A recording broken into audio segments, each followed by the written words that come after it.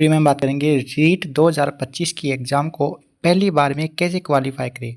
दोस्तों मैंने भी रीट की एग्ज़ाम दी थी और मेरे रीट में 130 नंबर हैं और मैं आपको बताऊंगा कि मैंने कौन सी रणनीति अपनाई थी रीट की एग्ज़ाम में कि मेरे इतने नंबर स्कोर हुआ, मेरे सारे क्वेश्चन बिल्कुल राइट गए।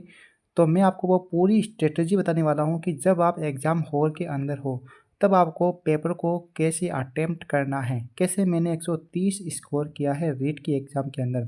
तो अगर आप ये रीट 2025 दे रहे हो तो इस वीडियो को ज़रूर देख लेना, क्योंकि ये वीडियो आपको फर्स्ट टाइम ही आपको रीट क्लियर करवाने में आपके लिए बहुत मददगार साबित होने वाली है। देखिए दोस्तों, मैंने क्या किया था, सबसे पहले मैं आपको जो रणनीति अपनाई थी वो सब बताता हूँ मैं आपको।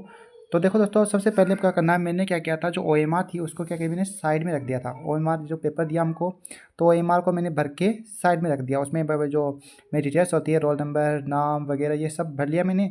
उसके बाद में उसको साइड में रख दिया और पेपर को खोल दिया।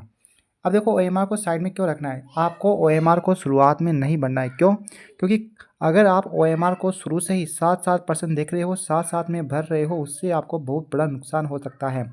नुकसान कैसे? जैसे मान लो कि आपने ओएमआर से, जैसे आपने पहला क्वेश्चन पढ़ा और पहला क्वेश्चन पढ़ने के बाद में आपने तुरंत ओएमआर के अंदर वो क्वेश्चन को भर दिया, तो और ऐसे ही आपने दूसरा पढ़ा, तीसरा पढ़ा, लेकिन जब आप पूरे पेपर को पढ़ लेते हो फिर वापस से पेपर को देखते हो, तो कभी कभी आपको ये होता है कि आपने जो क्वेश्चन का आंसर किया है फर्स्ट दूसरे क्वेश्चन में, वो आंसर एक्चुअल में आंसर वो नहीं होता है, उसका आंसर कोई दूसरा होता है। और बाद में जाकर आपको पता चलता था कि उसका आंसर ये होना चाहिए था, और आपने चूंकि उसमें पहले भर दिया इसलिए आप उसमें मॉडिफाई नहीं कर सकते हो। ओएमआर में अगर आपने एक बार भर दिया तो उसमें मॉडिफाई नहीं कर सकते हो।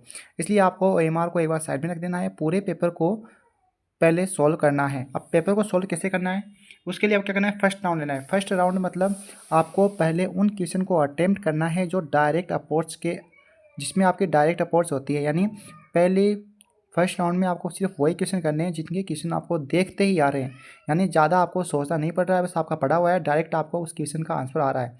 पहले उन क्वेश्चन को कर लो, पहले उस क्वेश्चन को पेपर में मार्क कर लो। मतलब कि जितने 150 क्वेश्चन हैं आपके, तो 150 में से जितने भी आपको आ रहे हैं, 70-80 जितने भी 90 आपको क्वेश्चन आ रहे हैं, उन सारे क्वेश्चन को क्या करना है, मार्क कर लो।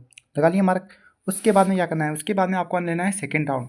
सेकेंड राउंड में क्या करना है, आपको वो वाले क्वेश्चन करने हैं जिन क्वेश्चन में आपको ज़्यादा टाइम लगता है। जैसे मान लो कि साइंस के स्टूडेंट की बात करें तो साइंस वाले मैथ और रीजनिंग में, सॉरी रीजनिंग तो है नहीं, मैथ है, तो मैथ में उसे ज़्यादा टाइम लगता है, तो मैथ और साइंस में ज़्यादा टाइम लगता है, तो मैथ और साइंस के क्वेश्चन को अच्छे से देख कर अच्छे से सोल्व कर सकता है। ठीक है ना? इस प्रकार से जितने भी उसे क्वेश्चन दे रहे हैं टाइम टेकिंग, उन सब क्वेश्चन को देख सकता है। और मैथ के क्वेश्चन में कई कई बार ये होता है कि कई कई क्वेश्चन ये होते हैं कि वो बहुत ज़्यादा टाइम लेते हैं। मतलब कि कोई क्वेश्चन आपको फर्स्ट बार में नहीं आता है, सेकंड बार में नहीं आता है, थर्ड बार में नहीं आता है, तो ऐसे क्वेश्चन को आपको छोड़ देना चाहिए, ऐसे क्वेश्चन को सबसे लास्ट में करना चाहिए। उसके बाद में क्या करना है, उसके बाद में लेना है थर्ड राउंड। थर्ड राउंड में क्या करना है, आपको थर्ड राउंड में एक बार पेपर को दोबारा देखना है, जितने आपने क्वेश्चन किए हैं उन सारे क्वेश्चन को एक बार देखो, और उसमें से वो क्वेश्चन को पहले करने का प्रयास करो जिन क्वेश्चन में आपको ज़्यादा टाइम लग रहा था। थर्ड राउंड में आपको वो क्वेश्चन देखने हैं जिसमें आपको ज़्यादा टाइम लग रहे हैं, उन सभी क्वेश्चन को सोल्व करने की कोशिश करो, चाहे कोई सा भी आपका सब्जेक्ट हो।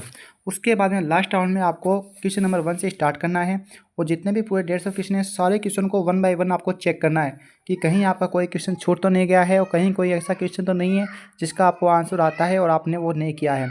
इस प्रकार आपको पूरे पेपर को आपका पूरा एनालिसिस करने के बाद में, उसके बाद में आपको ओएमआर शीट हाथ में लेनी है और पूरी ओएमआर को भरना है। अगर आप ऐसे करते हो तो आपके, अगर मान लो 70 क्वेश्चन सही हो रहे हैं तो उसके वहाँ पर आपके 120 क्वेश्चन सही होने के चांसेस बनते हैं।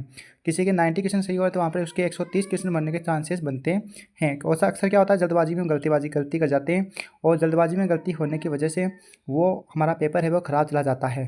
तो दोस्तों, आपको ये जानकारी अच्छी लगी तो वीडियो को लाइक करें, चैनल को सब्सक्राइब करें, वीडियो को शेयर करें। धन्यवाद दोस्तों।